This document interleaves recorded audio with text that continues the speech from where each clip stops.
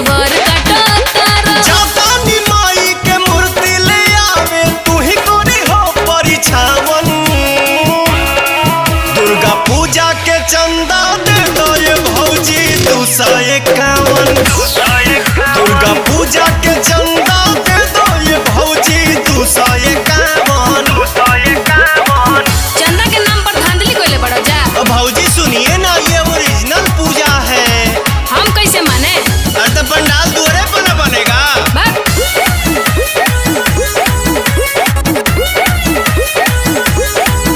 हमर सैया गइल बाड़े खेते, उ रहते तबे नु पैसा देते।